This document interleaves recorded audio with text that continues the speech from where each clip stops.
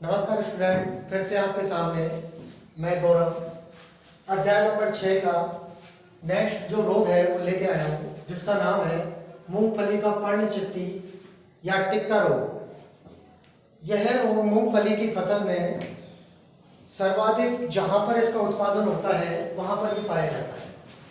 यह मूंगफली की फसल में एक खतरनाक रोग है, जिसके कारण इसकी उपज पर और इसकी गुणवत्ता पर दोनों पर बहुत ज़्यादा इसका असर पड़ता है। तो देखते हैं, आगे पढ़ते हैं। यह मूंगफली का एक खतरनाक रोग है। यह रोग मूंगफली उत्पादक सभी देशों में देखा गया है।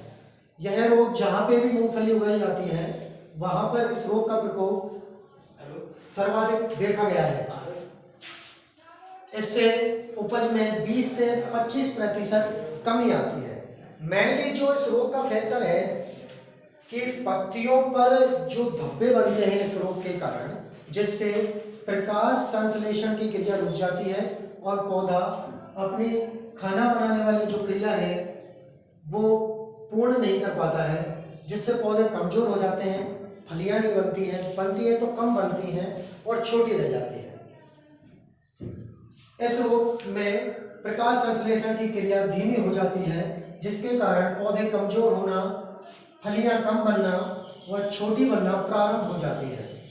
अब इसका जो रोगजनक है वह रोगजनक सर्कोस्पोरा एरिडिकिकोला व सर्कोस्पोरिडियम पर्सोनेटम है। दोबारा देखो, सर्कोस्पोरा एरिडिकिकोला व सर्कोस्पोरिडियम पर्सोनेटम, जो कि मृदा एवं बीज जनित है। यह रोग मृदा एवं बीज दोनों के द्वारा फैलता है। इसके लक्षणों से समझेंगे कि यह किस प्रकार फसल पर अपना प्रभाव दिखाता है। तो रोग प्रकट होने के समय के आधार पर लक्षणों को दो भागों में बांटा है, क्योंकि यह रोग है जो समय के आधार पर पाया जाता है। समय के आधार पर कैसे, इसको दो भागों में बांटते हैं, अगेती पत्ती धब्बा रोग और पछेती पत्ती धब्बा रोग।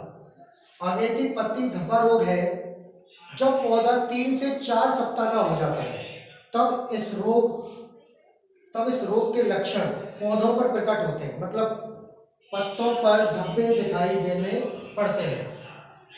इसलिए इसे अगेती धब्बा रोग कहते हैं, क्योंकि यह 3 से 4 सप्ताह के पौधों पर दिखाई देता है। पछेती पत्ती धब्बा रोग, जब पौधा 6 से 8 सप्ताह का हो जाए तब धब्बे पौधे पर प्रकट होते हैं, इसी कारण इसे पछेती धब्बा रोग कहते हैं। इन धब्बों का कोई आकार नहीं होता है, मतलब ये धब्बे अनियमित आकार के हो सकते हैं, छोटे बड़े कैसे भी। पछेती पत्ते धब्बा रोग में ये धब्बे सामान्यतः गोल प्रकार के होते हैं। इसमें तो अगेती में तो ये धब्बे का कोई आकार नहीं होता और पछेती में ये धब्बे गोल आकार के पाए जाते हैं। ये जो धब्बे होते हैं अगेती पत्ती धब्बा रोग में, जो धब्बे होते हैं वो लाल या भूरे रंग के होते हैं, जिनके ऊपर पीले रंग की एक सर्किल पाई जाती है, गोलाकार एक सर्किल पाई जाती है। और पछेती धब्बा रोग में ये गहरे भूरे व काले रंग के होते हैं, पर इनके ऊपर कोई संरचना, इनके ऊपर कोई किसी भी प्रकार का कोई पीला या काला धब्बा, काला या पीला घेरा नहीं होता है। अगेती पत्ती धब्बा रोग में ये धब्बे कम होते हैं, परंतु इनका आकार बड़ा होता है। इसमें ये धब्बे कम होते हैं। पछेती में ये धब्बे अलग बड़े होते हैं, लेकिन छोटे आकार के होते हैं। यह कम हानिकारक होता है। अगेती पत्ती धब्बा रोग है, ये कम हानिकारक होता है। पछेती पत्ती धब्बा रोग यह अधिक हानिकारक होता है। यह जो अगेती पत्ती धब्बा रोग है, इसका जो रोगजनक है वह सर्कोस्पोरा एरिडिकिकोला है। जो अगेती पत्ती धब्बा रोग है, इसका जो रोगजनक है सर्कोस्पोरा एरिडिकिकोला है। और पछेती पत्ती धब्बा रोग है, इसका जो रोगजनक है वो सर्कोस्पोरिडियम पर्सोनेटम है। सीधी सी भाषा में समझेंगे अपन, अगेती पत्ती धब्बा रोग 3 से 4 सप्ताह के पौधों पर होता है, कम हानिकारक होता है। इसके जो पत्ते हैं उन पर जो धब्बे हैं वो छोटे आकार के, परंतु छोटे आकार के होते हैं, पर इनका जो सर्किल है, जो धब्बों का सर्किल है, वो पीले रंग से घिरा होता है। मतलब इनके चारों ओर पीले नुमा घेरे बन जाते हैं। जब इनका जो आकार है वो 1 से 10 mm तक होता है, और इनका जो आकार है पचेती धब्बा रोग में इनका 1 से 6 mm तक होता है। मतलब अगेती पत्ते धब्बा रोग कम हानिकारक होता है। इनका धब्बों का आकार बड़ा नहीं होता है। यह धब्बे 3 से 4 सप्ताह वाले पौधों पर हो जाते हैं। पछेती धब्बा 6 से 8 सप्ताह पर फैलता है, जब पौधा 6 से 8 सप्ताह का हो जाता है। ये धब्बे सामान्यतः गोल होते हैं। इनकी सतह पर, पत्तियों की जो सतह पर गहरे भूरे या काले रंग के धब्बे बनते हैं, जिनका चारों ओर पीला घेरा नहीं होता है। अगेती पत्ती धब्बा रोग का जो रोगजनक है वो सर्कोस्पोरा एरिडिकिकोला है, और पछेती पत्ती धब्बा रोग का जो रोगजनक है वो सर्कोस्पोरिडियम पर्सोनेटस है। अब इसको कंट्रोल कैसे करेंगे, इसका मैनेजमेंट देखते हैं। इसमें सबसे पहले शस्य प्रबंधन, प्रमाणित बीजों को उपयोग करें, अगेती बुवाई करें, गर्मियों में खेत की जुताई करें। जितने भी खेत में इससे जो संक्रमित अवशेष हैं उनको खेत से निकालकर जला दें या गाड़ दें। उसके बाद जो इसका प्रबंधन का बी पार्ट है, रासायनिक प्रबंधन। रासायनिक प्रबंधन में थायरम या कैप्टन दोनों केमिकल हैं, जिनको 2.5 ग्राम पर केजी बीज के हिसाब से बीजोपचार करें। उसके अगर यहां से कंट्रोल नहीं होता है रोग, तो खड़ी फसल पर कार्बेंडाजिम 0.1% का 15 दिन के अंतराल में छिड़काव करते रहें। उसके बाद आता है सी, जैविक प्रबंधन। रोगरोधी किस्मों का विकास करें, जैसे ICGS 10 VRI3। इसके द्वारा हम रोगरोधी किस्मों को बोकर इस रोग को नियंत्रण कर सकते हैं। धन्यवाद। अब नेक्स्ट आप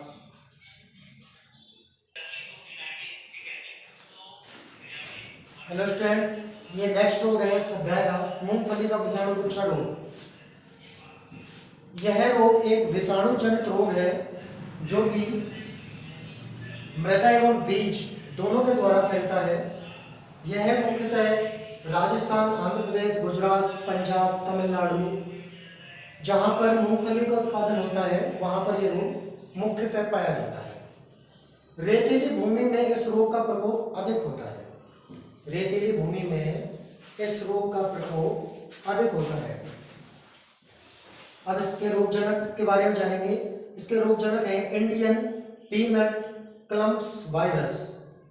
इंडियन पीनट क्लम्प्स वायरस के द्वारा यह रोग मूंगफली में फैलता है।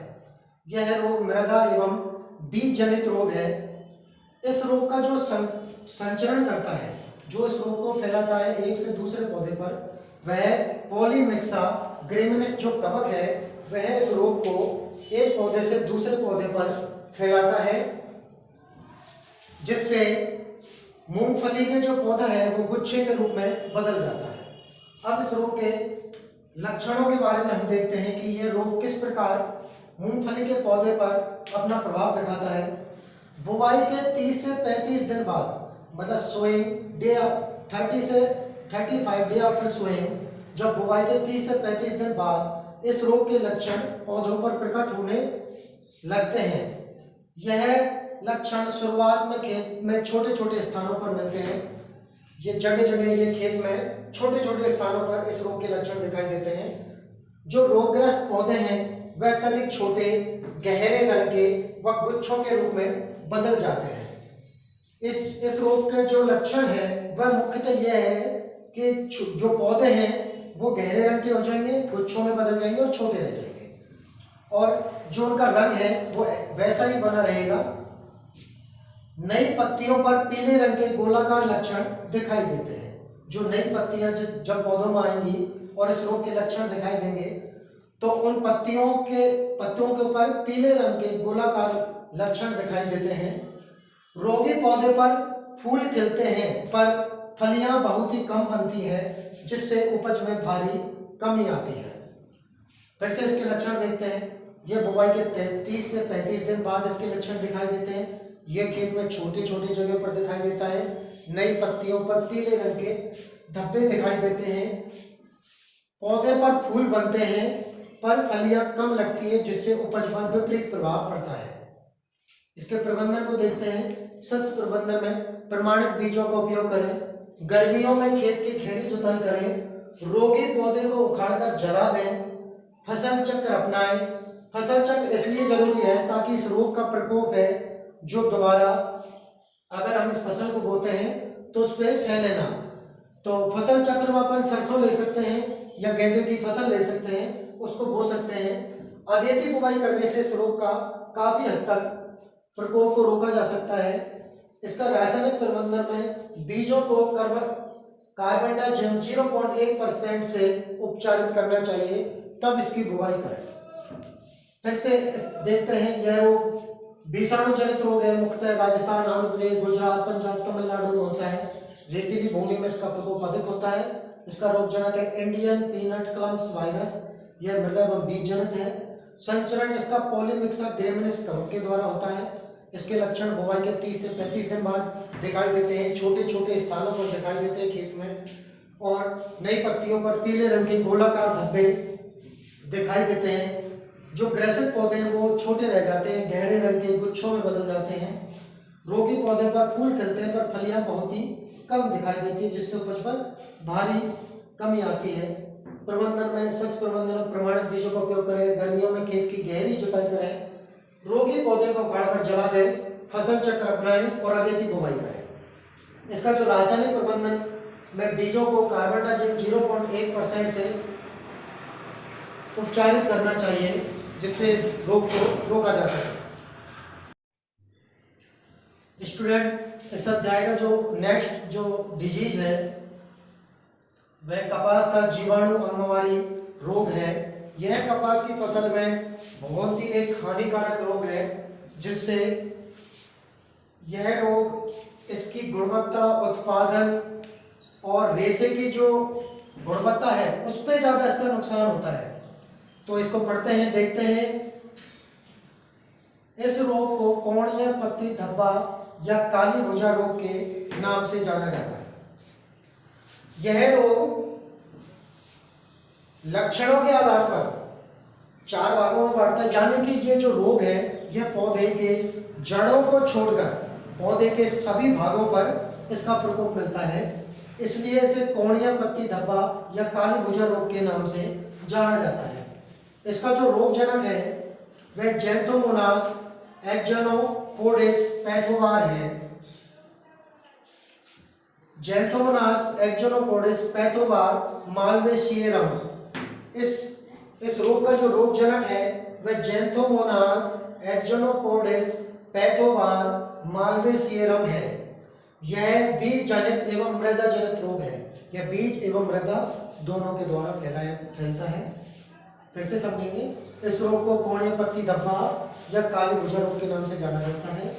इस रोग का रोगजनक ज़ैंथोमोनास एक्सोनोपोडिस पैथोवार मालवेसियरम है। यह मृदा एवं बीज जनित रोग है। इस रोग के लक्षण हम देखेंगे। इस रोग के लक्षण, रोगजनक जड़ों के अलावा पौधे के सभी भागों पर इसका संक्रमण होता है। इस रोगजनक का जड़ों के अलावा पौधे के सभी भागों पर इसका संक्रमण होता है।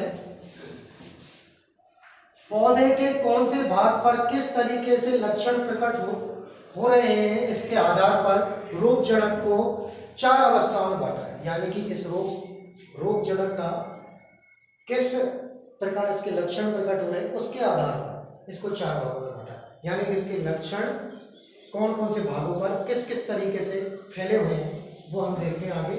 सबसे पहले जो इसके लक्षण है वे नवजात पादप अंगमारी, जो नए पौधे होते हैं उस पर इस रोग के लक्षण सबसे पहले दिखाई देते हैं। नवजात पौधों के बीज पत्रों पर जलसिक्त धब्बे बन जाते हैं।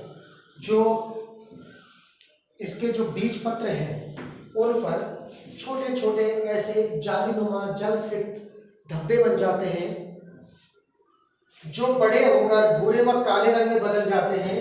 यह धब्बे नई पत्तियों पर फैल जाते हैं और पौधा मुरझा जाता है। जो नवजात पौधे होते हैं उनके बीज पत्रों पर जलसिक्त धब्बे। जलसिक्त क्या होता है कि पौधे की जो पत्तियां हैं उन पत्तियों पर जब इस रोग का लक्षण प्रकट होते हैं, और इस रोग के लक्षण जब प्रकट होते हैं, जो पत्तियों की ये जो संरचना है, ये जो संरचना है पत्तियों की, वो पत्तियों पे कई जगह ऐसे छिड़छिड़े ऐसे लक्षण प्रकट होते हैं, जहां पर ये पत्ती थोड़ी सी काली जली नुमा, वहां पर इस रोग के लक्षण इस तरीके से दिखाई देते हैं, जिससे पौधा मुरझा जाता है।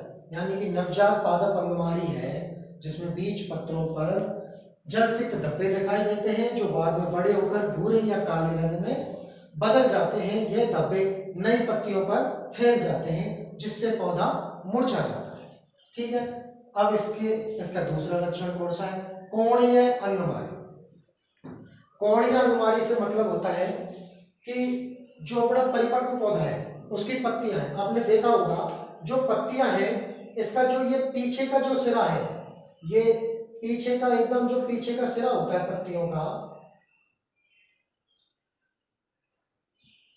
पत्तियों का जो पीछे का सिरा होता है, ये बिल्कुल बहुत ही पतला होता है। तो ये कोणीय अंगमारी ये एकदम जला हुआ नजर आता है। कोणीय अंगमारी में परिपक्व पौधे की पत्तियों पर जलसिक्त धब्बे बन जाते हैं, जो कि कोणीय हो जाते हैं। इसमें धब्बे भूरे व काले रंग के दिखाई देते हैं। जो पत्तियां हैं, उनका जो ये हिस्सा है, ये एकदम जला हुआ काले रंग का नजर आता है, इसलिए इसे कोणीय अंगमारी भी कहते हैं। इसका जो नेक्स्ट लक्षण है वह काली भुजावस्था है। काली भुजावस्था इसलिए कहते हैं क्योंकि इसकी जितनी भी टहनियां शाखा होती हैं, पौधे का बीच वाला भाग होता है, उस पर इस रोग के लक्षण साफ साफ प्रकट होते हैं। उन पर एकदम काली धारीय रेखाएं, गोल धब्बे पाए जाते हैं। इसको पढ़ते हैं काली भुजावस्था। तना व शाखाओं पर गहरे भूरे रंग के काले रंग की रेखाएं, धब्बे प्रकट हो जाते हैं, जो तना तथा शाखाओं के चारों तरफ घेरा बना लेता है। इस तरीके से ये घेरा बना लेते हैं, और ये सब जगह पाए जाते हैं। ये तने पर, शाखाओं पर भूरे से काले रंग के धब्बे हो जाते हैं, जिसके कारण पत्तियां झड़ जाती है। स्वस्थ शाखाओं की जगह सूखी हुई काली टहनियां दिखाई देती हैं, इसलिए काली भुजा कहते हैं इसको। काली भुजा में इसका जो तना है और जो शाखा है, उस पर काले या भूरे रंग के धब्बे धारियों में दिखाई देते हैं, और वो टहनियों को, शाखाओं को पूरी तरीके से घेर लेते हैं, और पत्तियों, जो शाखाओं में जो पत्तियां लगी होती हैं, वो पूर्ण के झड़ जाती हैं, और जो शाखाएं हैं वे एकदम काले रंग की दिखाई देती हैं। नेक्स्ट जो इस रोग के लक्षण की जो अवस्था है, डोडा या बॉल अवस्था। जो अपना डोडा होता है, जो बॉल होती है अपनी, जो कपास में आती है, जिससे रुई निकालते हैं अपन, बॉल पर जलसिक्त धब्बे बन जाते हैं। जैसे इस तरीके से जलसिक्त धब्बे बन गए, बाद में यह भूरे काले रंग में बदल जाते हैं, जिसके कारण रुई की गुणवत्ता खराब हो जाती है। जो ये धब्बे हैं, ये डोडा या बॉल पर जलसिक्त रूप में दिखाई देते हैं, और जिसके कारण इसकी रुई की जो गुणवत्ता है वह खराब हो जाती है। अब इसके प्रबंधन के बारे में हम पढ़ेंगे। सस्य प्रबंधन कैसे करेंगे? रोगी पौधों के अवशेषों को खेत से इकट्ठा करके जला दें और उन्हें नष्ट कर दें। आगे बीजों को 56 डिग्री सेल्सियस तापमान पर 10 मिनट तक गर्म जल में रखकर उपचारित करें, जिससे इस रोग के जो कवक है वो मर जाए। आगे जो प्रबंधन है वो रासायनिक प्रबंधन है। बीज को 2 ग्राम पर केजी बीज की दर से कार्बोक्सिल से उपचारित करें। कार्बोक्सिल से उपचारित करके ही इसको खेत में बोएं, ताकि इस रोग का जो प्रकोप है वो ना हो। खड़ी फसल में कॉपर ऑक्सीक्लोराइड 0.3% का 15 से 20 दिन के अंतराल पर 3 बार छिड़काव करें। जब इस रोग के लक्षण दिखाई दे तो कॉपर ऑक्सीक्लोराइड का 0.3% 15 से 20 दिन के अंतराल पर 3 बार इसका छिड़काव करें, जिससे इस रोग को रोका जा सके। जैविक प्रबंधन में रोगरोधी किस्में जैसे LDH11, LDH91 और LHH144 और सुजाता ऐसी किस्मों को बोना चाहिए, जिससे इस रोग को आसानी से रोका जा सके।